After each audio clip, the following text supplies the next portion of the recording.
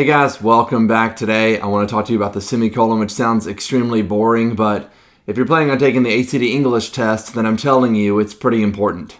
Unfortunately, there are lots of ACT prep teachers and just material out there that teaches the two different ways to use the semicolon as if they're the same, as if, if you learn this one way and then learn the other way, guess what? You've mastered the semicolon or something. But I'm here to tell you that one of those things is so rare that I would bet $10 to 1 that you're not even going to see it one time in your next ACT English test. Okay, probably not even on your next 5 ACT English tests. So what I'm trying to say here is that what we need to do is hone in and focus in and really learn and kind of master the one way to use a semicolon that's guaranteed to show up on the next ACT English test multiple times, either to get questions correct or eliminate wrong answers. And then maybe if we've mastered that and most of the other material that's most important for the ACT English test, then we can focus in on the other kind of less important way of using a semicolon, and maybe for the purpose of this lesson, I'll throw that in there at the very end or something, okay? But nevertheless, I'm going to hop over to my iPad and show you exactly what I'm talking about when I say the number one way to use a semicolon. So as I alluded to a moment ago, we were talking about the semicolon, which of course is this little symbol right there. You're probably familiar with it. But it's one of those pieces of punctuation that, in my experience with students, they've seen it a lot, and they've probably had a lesson on it at some point along the way, but they probably couldn't really define what it's for. Now, some of you watching this might be able to, but a lot of you probably can't, which is probably why you're watching a YouTube video about a semicolon. So like I alluded to in the intro there are two uses for the semicolon. One of them is of extreme importance. If you don't know how to use the semicolon in this way, you're going to miss multiple ACT English questions every single test. The second way is extremely unimportant, unless you're at a 34 or 35 or something on the ACT.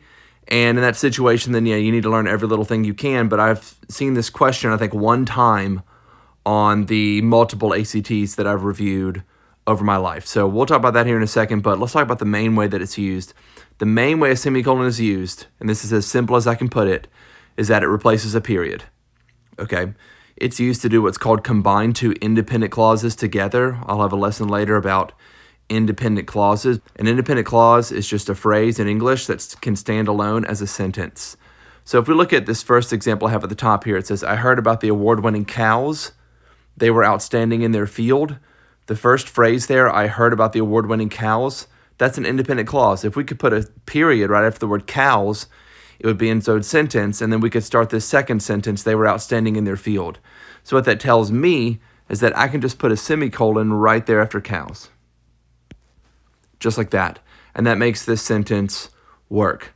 Now, the second sentence, though, is going to allude to something that every student also needs to understand about the semicolon, and we could spin off of this and get into some other kind of punctuation ideas, but we'll have more videos on that later. But the second example says, I like to tell dad jokes, but he hardly ever laughs.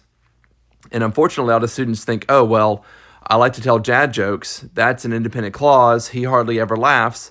That's an independent clause. So I can just put a semicolon right here and everything's going to be fine. But unfortunately, that's not the case. And the reason it's not the case is because of this word right here. This is an example of what's called a fanboys conjunction. And we'll have another lesson on this later. But a fanboys conjunction, that's an acronym. FANBOYS, and it stands for the 7 words that you can use after a comma, not a semicolon, to combine two independent clauses together. So they stand for, I guess I'll write it all out, for, and, nor, but, or, yet, running out of room, so. Okay, for, and, nor, but, or, yet, so. And we have a fanboys conjunction there between two independent clauses, and that means we can't put a semicolon after the word jokes. It's going to have to be a comma. So to sum it all up, use a semicolon to replace a period, but it cannot come before a fanboys conjunction when you're combining two independent clauses together. Okay, so like I said, there is a second way to use a semicolon, technically speaking, in the English language.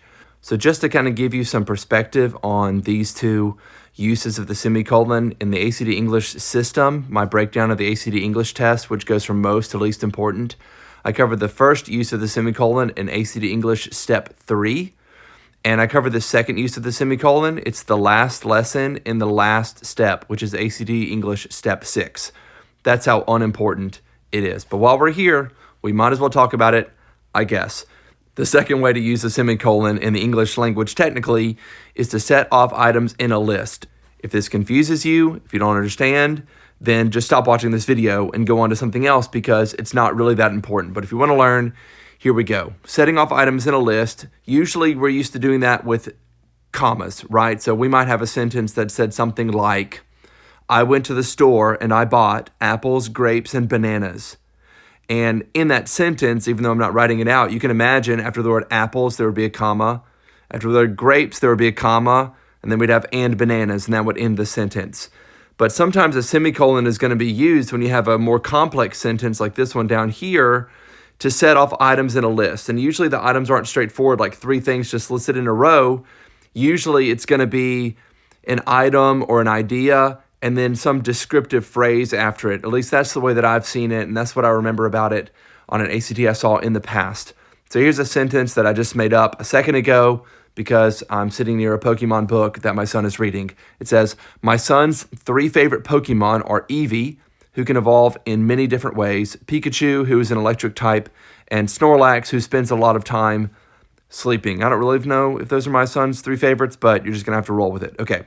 So it says Eevee, who can evolve in many different ways, and then we have this kind of awkward space between ways and Pikachu. Well, that's because, we could use a comma there to set off these items in a list, but we've got other commas after Eevee and Pikachu and Snorlax because this is a more complex sentence. So we can put a semicolon instead after the word ways to set off the sentence or the phrase about Eevee, who can evolve in many different ways, away from the second or the middle phrase, Pikachu, who is an electric type, and then right here we can put another semicolon after the word type.